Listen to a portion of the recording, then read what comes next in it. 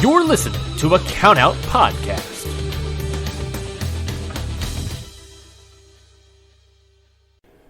Today on Pure, we talk about one of the best wrestlers alive and one of the best wrestlers in Ring of Honor history, none other than the American Dragon, Bryan Danielson. This is Pure, part of the Countout Podcast Network.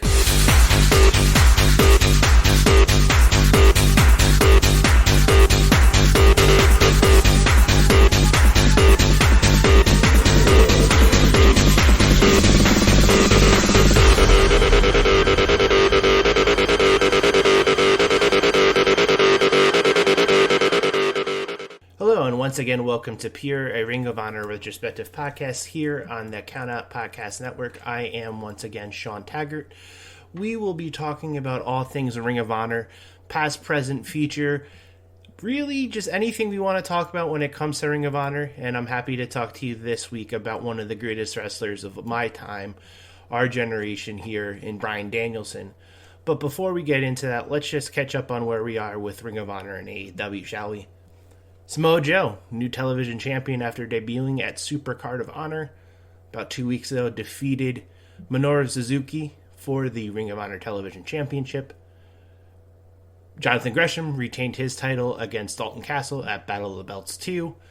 A great match, really turned heads on Dalton Castle for those who weren't fully aware who Dalton Castle was. Now you guys all have an idea of what he can be and who he can be, just based on that short 30-second promo, which made him an instant star. What about Wheeler Yuta? Well, he's part of the Blackpool Combat Club with Bryan Danielson, who we're talking about this episode, and Jon Moxley, after really showcasing and proving himself in a bloody match that went above and beyond everyone's expectations, except for maybe a certain few people, in what Wheeler Yuta can show and bring to the table. So he's a nice addition to the Blackpool Combat Club, Blackpool Country Club, whatever you want to call them, but they're really known as the Blackpool Combat Club. Let's make sure we're calling them by the right name here. So Ring of Honor right now is in, a state of flux. We don't know what the future really truly lies for them in terms of future events for them. We do know it's eventually going to happen where they're going to run their own shows. But for the time being now, they're going to piggyback off of some of the AEW shows. You may see some Ring of Honor sanctioned matches on AEW television like we have on Dynamite, Battle of the Belts, and Rampage. I will say one of the nicest things to see, though, on this event and on these shows is little hints and touches of Ring of Honor with Bobby Cruise announcing the matches, being the ring announcer for these matches, and then also having Paul Turner referee. As we all know, Paul Turner was one of the original referees here in Ring of Honor, so it's nice to see him really showcase and get himself out here. Now let's talk about the man of the hour, Bryan Danielson, born in May 22nd, 1981 in Aberdeen, Washington, right outside of Seattle. Very good trained wrestler by Shawn Michaels and Rudy Boy Gonzalez at the Texas Wrestling Academy. Really got a lot of his early starts down there. It wasn't until really early 2000s where you would see him wrestle more and compete more. He did have some early tryouts within the WWF at the time, but it really was these opportunities that he was getting not only in New Japan Pro Wrestling, but also in some of the independents around the United States, that he would really start to gain some notoriety and some recognition, having classic matches against guys like William Regal, for instance, who now manages him in Blackpool Combat Club. But one of the nice things about this, though, it wasn't until the King of the Indies tournament that really showcased Danielson, or American Dragon at the time, of the type of wrestler he can be, and we would expect him to turn into in his entire career. He was someone who was very flashy on the submission side of things, very good showcasing his strength and ability as a technical wrestler. I don't think there was any doubt in anyone's mind that Danielson was going to be one of the better technical wrestlers of our generation, and a lot of people would go ahead and really focus on becoming a better technical wrestler because of him. The Wrestling Observer newsletter by Dave Meltzer has an award handed out yearly called the Bryan Danielson Award for the best technical wrestler, and it wasn't until rather recently that Danielson took back that claim after it being held by Zack Sabre Jr. for quite a few years. But this is about Ring of Honor. Let's talk about Ring of Honor and Bryan Danielson. In this episode in particular, we're going to be going from 2002 to 2005, right up until his title win against James Gibson. Next week on the show, we will be covering that show itself, so we can talk about the title win in a little bit more detail, as we did with the CM Punk episode. We're going to touch base and touch highlights here about what Danielson did during his first few years here in Ring of Honor. This is part 1 of 4 of the Danielson retrospective. We'll be going deeper into detail about Danielson's time and career of Ring of Honor, spending a whole episode on his 2006 title reign as champion, because it was probably one of the better title reigns that we've seen from a Ring of Honor champion. Granted, Samoa Joe did have a dominant reign in himself, but this was something a little bit special just because of the workhorse that we saw Danielson become, that we already knew he was, but this was just something a little bit added and a little bit more special that I don't think a lot of people expected from him at the time, or really knew what to expect from Danielson. But we'll get there at a future episode. Let's just talk about Bryan Danielson, the wrestler, and this episode of Pure on Count Out Podcast Network. It was 2002. Ring of Honor was a new promotion, really trying to upstart and get people interested in the vast different styles of wrestling that was out there. We covered an Era of Honor Begins on our second episode here. You could check that on the Count Out or Pure archives on your podcast player of choice. But one of the things that we talked about was how, Ring of Honor had, especially in the early stages of their infancy of their promotion, they really had a little bit of everything. They were really trying to showcase themselves as a ECW alternative when ECW went out of business due to bankruptcy. This was carried and ran by some of the guys that were backstage with Paul Heyman, Rob Feinstein of RF Video, and also Gabe Sapolsky, who we all know became one of the better bookers in the generation for Ring of Honor, and then led himself to Evolve Wrestling, and then backstage in WWE, part of the NXT brand, before getting released earlier this year. One of the things to talk about here, though, is this main event here at the Era of Honor Begins. We've talked about it briefly, but this was a triple threat match between Danielson, Christopher Daniels, and Low Ki. Once they announced the purchase of Ring of Honor, they actually did this match on a Dynamite episode minus Low Ki. It was Danielson and Daniels.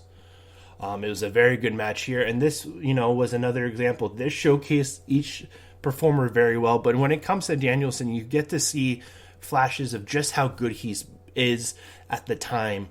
Obviously, we all know he grows into becoming one of the better technical wrestlers of our generation, which isn't a surprise, but right here, it really showcases some of his early training and on some of his early skills that he's learned throughout traveling the independents and traveling the world.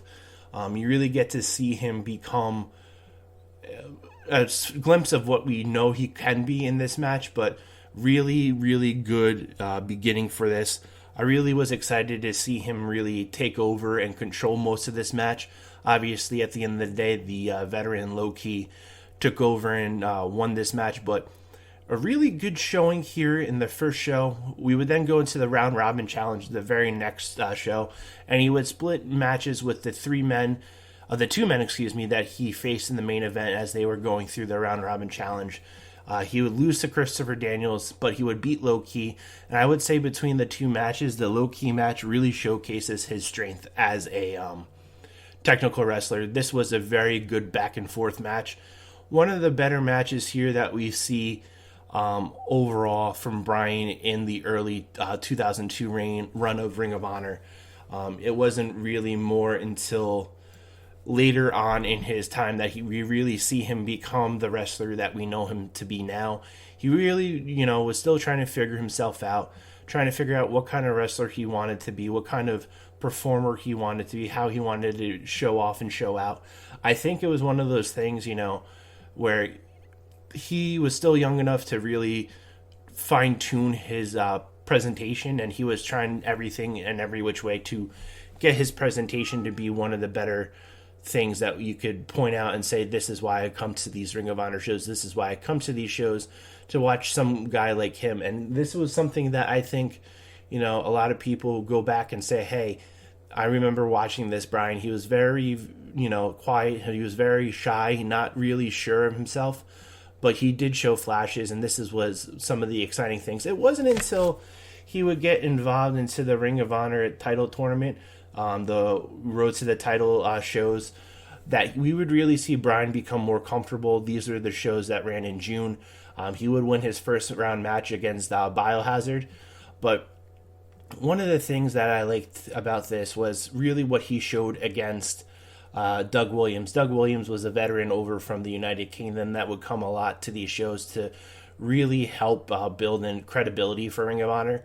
And I think one of the things that stood out definitely about this was just seeing Danielson really focus in and took the time to learn how to become a better wrestler out of this match. This was something I think that Danielson, takes to himself and remembers that, this was a really good time for him. This was what we expected him to be.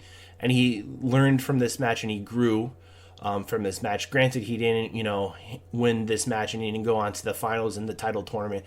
But this was still something that I feel with Danielson, even in defeat, he learned a lot, and he uses this now to really focus and become better as a wrestler. He would then go on, and on the first unscripted show, he would go ahead and enter himself with Michael Modest in the Ring of Honor Tag Title Tournament. He would make it all the way to the finals, and it wasn't really a surprise to see the prophecy of Christopher Daniels and Donovan Morgan at the time pick up this win and defeat Michael Modest and Danielson. Danielson and Modest at the end of this match took the title trophies and broke them in disgust and anger and all that stuff. But at the same time, you really look at this here, and it's just a really more of a showing to see Bryan grow as a competitor. It was exciting to see this match here. I think him and Daniels in the early stages of Ring of Honor really fed off of one another quite well. So it wasn't a surprise here to really see them click and work well and really operate as a good, formidable foes against one another. It was just, like I said, a very good back and forth, just a strong showing by all these men in this tournament. His really another test he had, and this was a match here that touted two of the rises and up and coming stars here on the independent scene. It was at All Star Extravaganza, where AJ Styles and Bryan Danielson had one of their first many classics here in Ring of Honor. I really feel like this match, it's another one of those matches that helps Bryan become a better performer and understand his craft a little bit better, really utilize the stuff that he's learned, but at the same time too, really showcase that he's more of a world-renowned wrestler, a trained, well-focused wrestler when he wants to be. I feel a lot of Bryan's earlier stuff is just stuff that, while it's okay, it's not the greatest thing, but he needs these matches and under his belt to become what he is now. And honestly, like, between this match and then the next match at Scramble Madness against Doug Williams, in which he wins in a 30-minute Iron Man match, these two matches really, to me, resonate in his 2002 run in Ring of Honor as probably one of his better matches that he's had throughout the entire first year of Ring of Honor. Granted, you could look back at what he's done against Christopher Daniels, either at the first show Era of Honor Begins or even part of that round robin challenge. But these two matches, the one against AJ Styles at All-Star Extravaganza and then the 30-minute Iron Man against Doug Williams at Scramble Madness, just really showcases his growth as a performer throughout this time. And yes, I've talked about the growth of him as a performer throughout the entire beginning part of the show, but these two matches really complete him and really turn him into the wrestler that he's become and what we've seen on television for many years between WWE and also now AEW. These formidable years in Ring of Honor really helped shape him become the wrestler he is now. And honestly, if you look at what he's done in Ring of Honor, he had two matches actually on Night of the Butcher. One, he would defeat Chad Collier, but he would lose to Paul London in a later match on the card. And he would end his 2002 in defeat in a time limit draw for a 4-way shot. And this was for the number one contendership of the Ring of Honor title, currently held by Xavier, who defended his title early in the show. But 2002 was a year of really finding out who Bryan Danielson would become and really helped him shape into what he would be as a wrestler for the years to come in Ring of Honor. 2003 was a different year for Bryan. Really focused more of him traveling the world. He wouldn't be really focused and featured on Ring of Honor shows. He would start off the year with 2 back-to-back matches just because the first one was so good to see at Revenge of the Prophecy against Samoa Joe that they followed it up the next month at their first year anniversary show. And the two of them had really another classic style match here and really set the tone of what Bryan's year was going to be like. He would then go out and travel the world. Before he would leave, he would have at the Epic Encounter a match against Paul London in which he would lose, but he wouldn't really return back to Ring of Honor until November at Main Event Spectacles, when he would face AJ Styles once again, and once again AJ Styles would get his number. But you could tell that this was a different Bryan. He was more focused. He was more really understanding of what he should be doing in the ring against his opponent at all times, and really focus out on bringing some of the better wrestling and better, maneuvers out on a guy like AJ. He would save his best stuff for guys like AJ, and then obviously at Final Battle he would have a match here against Jay Briscoe, and another good solid match. I really feel as if, with Bryan, a lot of the things you see from him and a lot of the maneuvers and mannerisms that you see from Bryan going on into like 2002, 2003 really helped shape him become the wrestler he was in 2004 and even for the beginning half of 2005. And, this would also be a shift in terms of who he is as a character.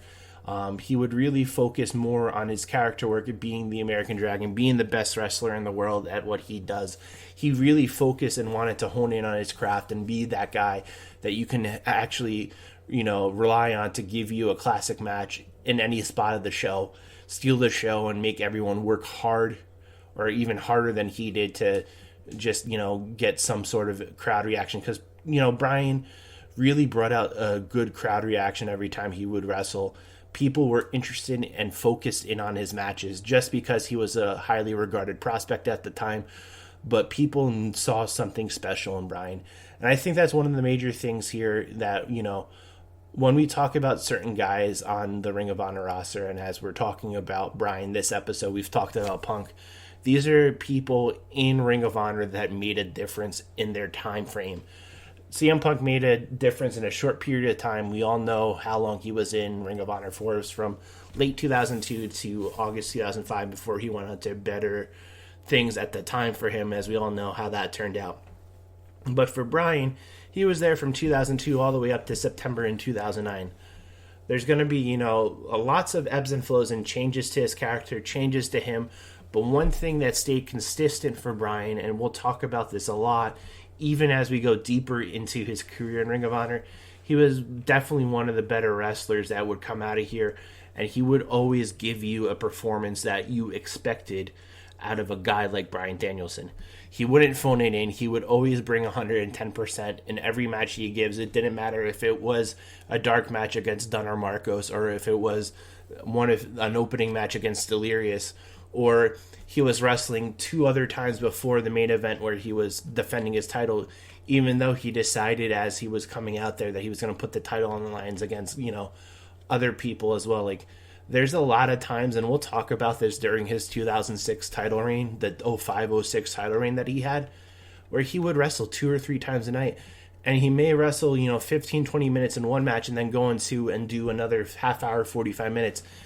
You get to see the point of maybe he overworked himself a little bit into, when we get into this, we'll talk about his shoulder injury and what that meant for him and how he really changed the style of how he wrestled to better fit that injury at the time. But you get to see how Bryan evolves as a wrestler and adapts to injuries, I think, better than some of the other wrestlers in the sport now, even back then had.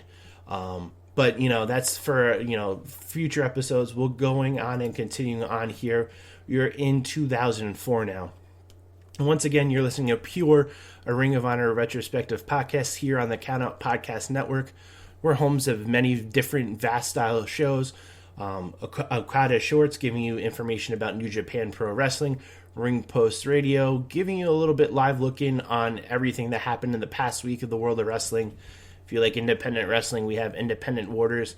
If you're into, learning about the different forms and styles of wrestling, how to talk to your friends about wrestling, not only do that, but they give you a lot of more fun and excitement than maybe you get out of here. I mean, I hope you're enjoying these shows and you get excitement when you listen to Pure, but they do a very good job over how to talk to your friends about wrestling, about different forms of wrestling, shows that they've gone to and everything like that. And then you have Your Dose of Death, which goes into the more hardcore deathmatch style. So we have a little bit of everything for everyone, but we're going back right now here, and we're talking about 2004 Bryan Danielson. He would jump right in to a tag title shot against the Briscoe brothers.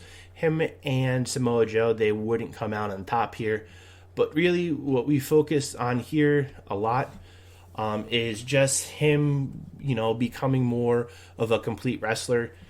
We do see him going into a minier feud a little bit here against CM Punk. He was involved with a lot with Ricky Steamboat in the earlier part of 2004, so Bryan got himself inserted in some of that stuff. We would then go into the first Survival of the Fittest tournament, which, would give him winner a future title shot. We saw that win from American Dragon, another nice little notch on his belt, being Jack Evans in the first round, and then going in and defeating Aries, Cabana, Homicide, Mark Briscoe, and current champion of Ring of Honor, Samoa Joe. So we would get a little bit of a classic here between him and Austin Aries. They would have a little bit of a back and forth as we get to know and we go forward onto this. This was just really more about finding out who the better wrestler was at the time. Aries and Danielson would go on back and forth against one another in 2004, 2005, having a lot of very good matches against one another. Aries would get, the better hand in most of these matches, but it really showcased, once again, Danielson improving in the ring and really wanting to showcase himself against some of these top guys that would be coming in. Bryan, to his credit and to his understanding, never felt like the top guy in Ring of Honor. He would always go out and try to prove himself and try to become better than he was the previous week. And the fans started to appreciate this more. Sinister isn't the right word, but more of an aggressive side from Danielson, as they would see him become somebody who, would want to be a better wrestler and wanted to do whatever it took to win. And he would still try to do it by the most honorable way, but at some cases, Bryan understood, I said, it takes any way to win, and he just really wanted to win really badly here. He would have wins against Shelley, and then honestly, I was surprised by this, but at this time, this is Bryan's first title shot at Ring of Honor. After winning Survival of the Fittest, he finally gets his title shot against none other than Samoa Joe. This was a good back and forth contest here again. This was at the Midnight Express reunion show. Definitely check it out. We will be talking about this show not quite soon, but soon enough that I think you guys will understand why. I think this is, one of Bryan's best defeats in a title match here in Ring of Honor. This was really him showing out and showing off and really just wanting to win. I really, when we get to talk about this match, we'll really go into a little bit more detail. But just know this is probably one of my favorite matches from 2004, Bryan, and probably even one of his better matches in Ring of Honor. He would have a weekend shot, losing in a tag match to Jushin Thunder Liger on November 5th and 6th, the Weekend of Thunder series that they had at Ring of Honor. And then he would get into a little feud with Homicide, which I think helped build his character a lot.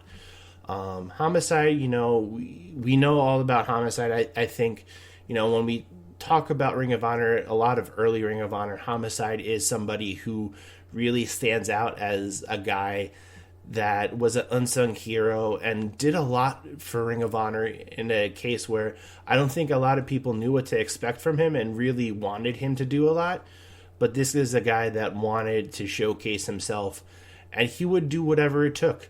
And I think, when it comes to a guy like Homicide, when we talk about him in Ring of Honor, his 2003 is something to look back on. And a lot of people say that this was the year that Homicide took Ring of Honor on his back to help, raise it to that next level. And I would be inclined to agree with a lot of people on this. I think in general, this was probably Homicide's best year in Ring of Honor and probably his best year as a wrestler overall. And I think a lot of people would agree with that, but like his matches and his output that he showed in Ring of Honor, and really, he took this feud here with Danielson. It would conclude in early 2005, but it would be a best of 5 series that really showcases Homicide bringing out the violence in Bryan Danielson, something that I don't think a lot of people saw or expected to see coming from him. As we all know, he was more of a technical, well-rounded wrestler, really focused here on just showcasing the best in, his technical ability, really, playing by the rules, being honorable. But Homicide brought out that other side of him, and another person that did was Low Ki, and part of the Rottweilers, the team of Homicide, Low Ki, and Rocky Romero. They had their own issues, the 3 of them, with Danielson, but Homicide was like the leader of all that. This would end in a disqualification win for Danielson as the 2 would brawl outside of the arena. But it was just one of those things, like you would expect Danielson to be, more calm, cool, collected, but Homicide just brought out something different in him. And one of the things that we talk about here is these first 2 matches in the best of 5 series here. We talk about the tap out match in which Homicide wins by submission, and then the tape fist match, which was another quick win for Homicide here. When you think about this, you don't think of them really, going into that area where Homicide would have the upper hand, especially in a submission match, where it was more built for a guy like Danielson to showcase his submission ability. But Homicide surprised a lot of people here. Another thing is we would see Homicide and him fight throughout the early parts of 2005. They had a classic Falls Count Anywhere match. And then we would see them fight in a lumberjack match at Stalemate, and then the final showdown, it would end in a steel cage match between these 2.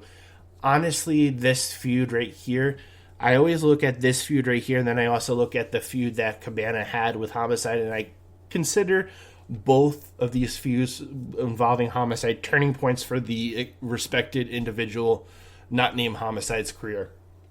When it comes to Bryan Danielson, it brought out more of a violent streak. It brought him out to be more of a killer, more of a fighter. We would see Danielson use some of that in matches against Spanky and Black Tiger during the Best of American Super Juniors tournament that they had. Unfortunately, the Rottweilers would get one up on Vordell Walker, Samoa Joe, and Danielson in the Trios tournament. But again, it was one of those things that you saw a lot to like about Danielson here. You saw him turn the corner. You saw him come out as that Jedi with the big, cloak over his head. You just saw him with that big bushy beard. You saw him go into a darker place. You saw him become what he felt he shouldn't be. You saw him become more of a character, but also involve his true wrestling skills. So it was very good to see him, show out and show up in this.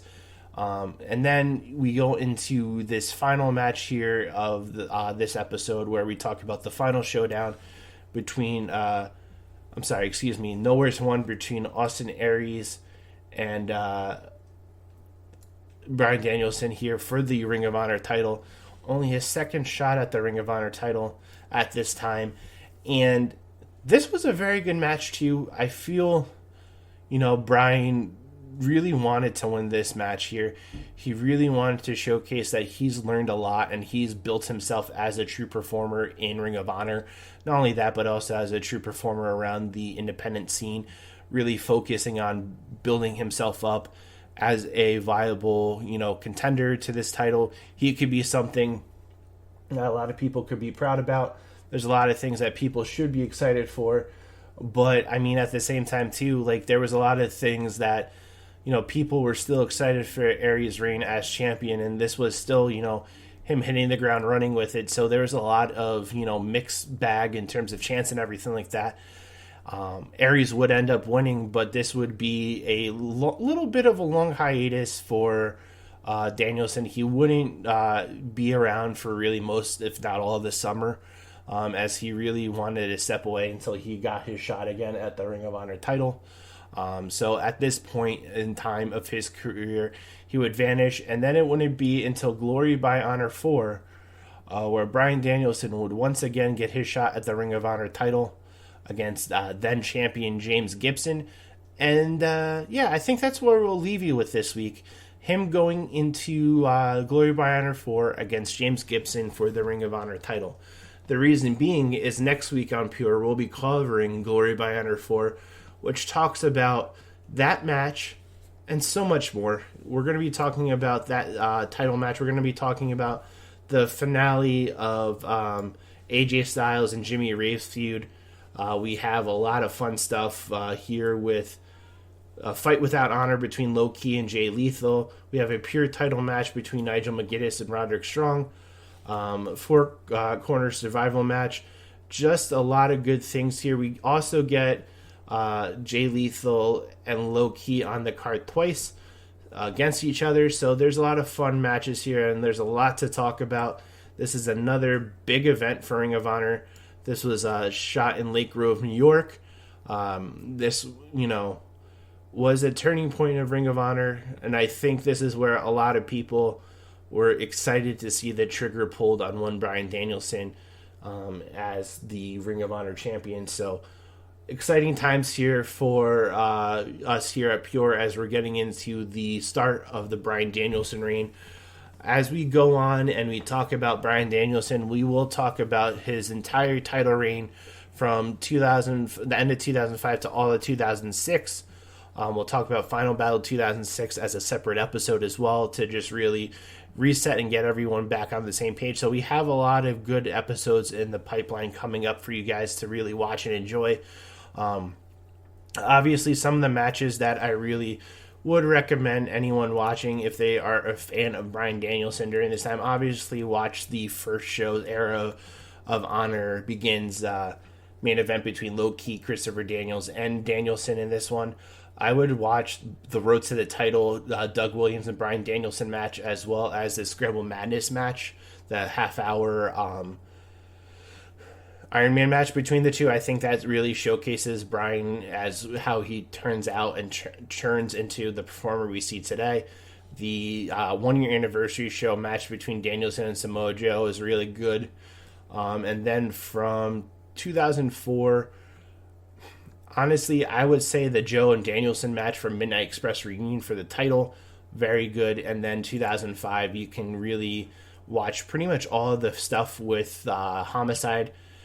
It All Begins January 15th, the first part of the 30th anniversary celebration on February 19th, part 3 on February 26th, and then you get to see him the 16th of April, and the finale against Homicide on May 13th. And then if you really want to add in the Nowhere to Run match against Austin Aries here, just really, it's a lot of matches and it's a lot of show to go through, but I think that picks out some of the better matches prior to Danielson running as the champion in Ring of Honor for a little bit over a year. So that was this episode of Pure.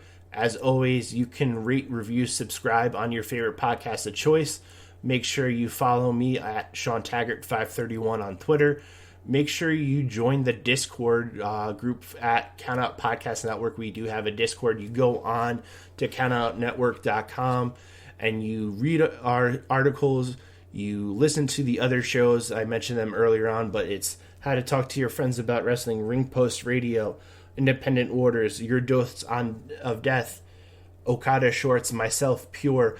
we got a little bit of everything on the network for you guys to really sit back and enjoy. And, you know, we also are looking for writers and people to run their own shows here on the network. Make sure you DM the Twitter account, @CatOutPod. And that's been another episode of Pure. I was happy to take you along the ride about Bryan Danielson. We'll see you all next week for another episode of Pure. This has been a Count Out Podcast. You're right! There's buried treasure here! How did you know? There always be treasure in the independent waters, matey. Why don't more people come here for their hunt for treasure, Captain? It'd be a hard one to find, but if you want to make it easier to find, tune into Independent Waters on the Count Out Network. Every Wednesday with your hosts, me, Zach Batista. And me, Mikey Manfredi. As we take you through the independent wrestling scene and find the treasure buried beneath the surface. Whether you're new to indie wrestling or have been watching for years, this show is for you. That's Independent Waters every Wednesday on the Count Out Network. See you there, landlubbers.